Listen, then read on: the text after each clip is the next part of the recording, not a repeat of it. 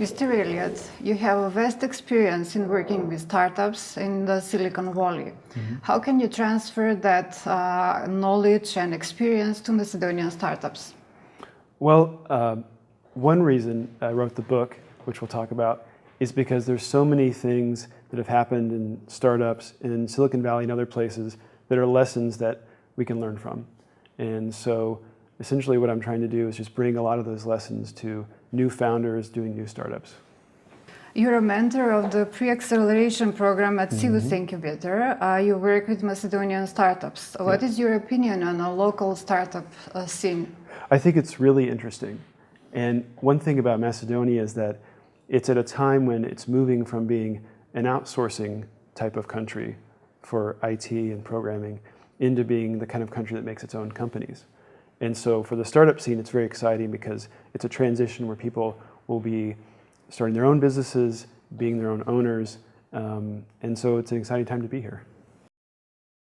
You're also an author. You wrote the book, The Startup Mixtape.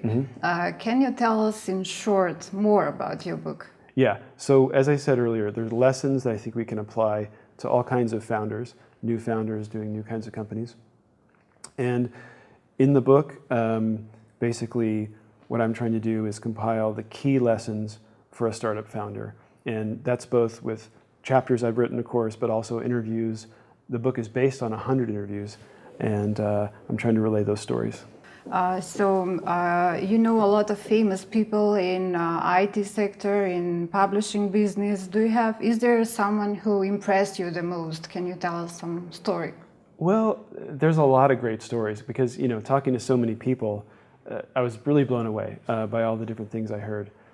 One thing that is a key, when I do give talks, there's a key lesson that I like to tell people, and that is do things that don't scale.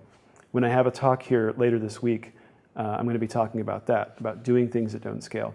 So one story that comes to mind is a company called Product Hunt, which is a well-known company which people put new products on every day, and it's kind of a place for startup founders and technology enthusiasts to come together and learn about new things. The founder of Product Hunt started the whole company just with an email list. And so he just was emailing people and telling them about, here's some new things I found, you might be interested, and gradually grew it little by little, week after week, month after month. And eventually, of course, built a formal site and had many, many users. And earlier this year, he sold the company for $20 million. Okay? Oh. And so he began with just an email list and then sold the company for $20 million 2 or 3 years later. And so there's many stories that were really incredible, but that one in particular showed how you can, again, do things that don't scale at first to later possibly have a big success.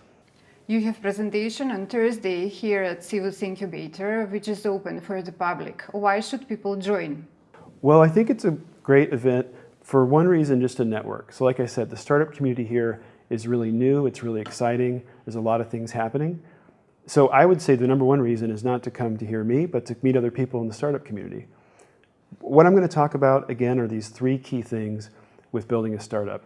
Doing things that don't scale, understanding what makes a startup different than a small business, and understanding what investors who are interested in startups are looking for.